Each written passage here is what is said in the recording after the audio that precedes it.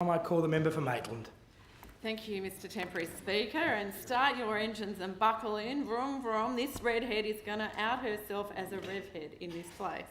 One of my earliest memories, in fact, as a child, and one of the most fondest memories that I had with my father, was having that time to sit and watch the Bathurst Hardy Ferrari 1000 that used to run, as it was called then, and that was one of the times in his life when my dad was probably at his most relaxed. He wasn't a drinker, it was just sit down, watch the race, watch Peter Brock, love the Holdens, all that sort of stuff, and it was a really good bonding thing. And my poor father had no sons to share this with, and I probably would have to blame him for the feminist tendencies that I have since displayed in my life because of that early grounding in the motorsports. And then I met my husband, who at the time was driving an SS Commodore. It was sports suspension, unfortunately, due to age, you know, the bit hard on the old back, so we did have to trade it in for something else when the kids came along. But I have to declare I have a serious interest in motorsports. I also have to declare that I have in the past been a tourism operator. I've sold my business now, but you know, to see the benefits that these events do provide to tourism, it is really important. And so for that reason, I am glad to see that the V8s will be coming to Newcastle. In fact, I remember many, many years ago going to, I'm not sure if it was the dragway that the member for Balmain was talking about at Port Stephens, but somewhere out that way, and I saw Peter Brock in real life, so it was a big excitement for me to do that. And I remember that the excitement that was generated for the crowds, and these are people who are, you know, just ordinary people, you know, my accountant, all sorts of just general people in our community that enjoy these sorts of sports.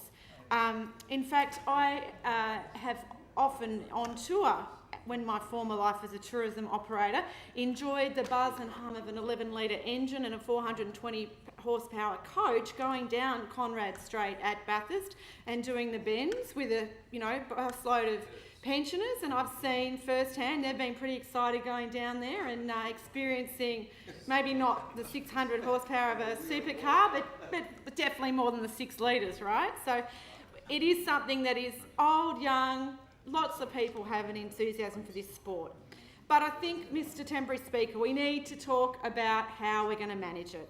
And I just congratulate the new Minister for Tourism on his appointment to the portfolio, and note that I saw him in the Hunter recently at an event, and that was really good.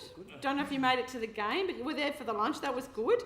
And that was nice to actually see someone from the government up there actually supporting the local community, because goodness knows that hasn't always been the case with this government. And if I could offer the minister some advice, I would say please don't make the same mistake as your colleague, the Minister for Transport, who is not welcome in many parts of the Hunter for the paternalistic and ferocious way that he has negotiated, or some would say dictated, public transport in our community. And I would hope that the amendments that the Labor is putting forward in this place about the governance arrangements to do with this are something that you will take into consideration, because it really is quite reasonable to have an amendment that reinstates a special government coordination unit to act as a coordinator between the affected local residents, the businesses, relevant government agencies, the council and the promoter. I mean, then we've got someone who doesn't have a conflict of interest,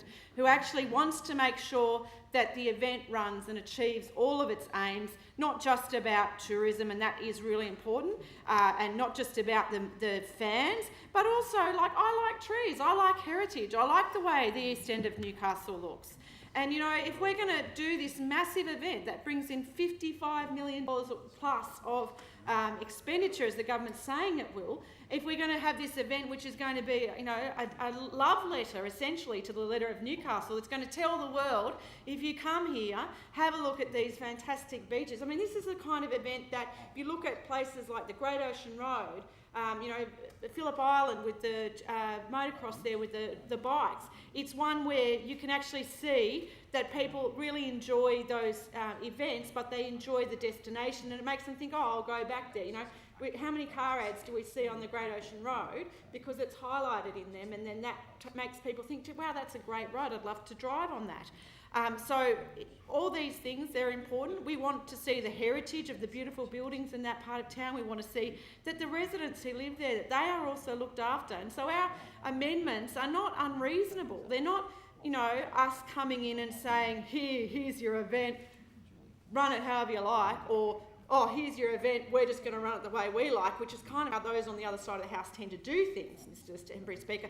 What we're saying is involve the community, make it something we can all look forward to, make it something that I don't feel embarrassed when I go into Newcastle. I don't want to have a fight with the Greens, I don't want to have a fight with, some residents in the east end of Newcastle.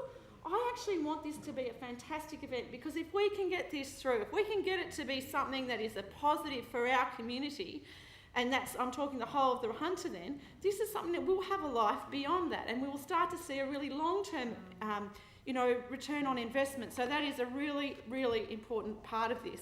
And it's really important also because I don't know if you're still aware of this, or if the Minister for Tourism is aware of this, but we still don't have a Cabinet Minister for the Hunter. So really you're it in Cabinet talking to us about, for our community on this particular issue, and there won't be any Cabinet representation of the Hunter on this. So we really want to make sure that local voices are heard in this debate, and it's not really that unreasonable. It's not that much to ask. It's just include the community, include the stakeholders, make sure that the person who's making decisions is removed. These are good things. I'm so pleased to see the Minister nodding. I'm sure this is a good sign for how the amendments will go in the other place.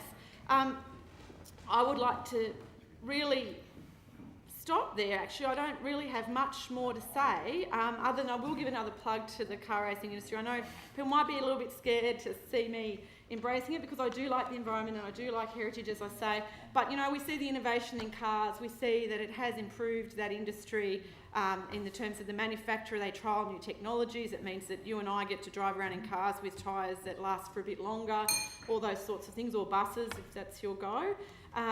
So it is an important event. It is really important. Just please, Minister, I beg you, do not make the same mistake as your counterpoint, Mr.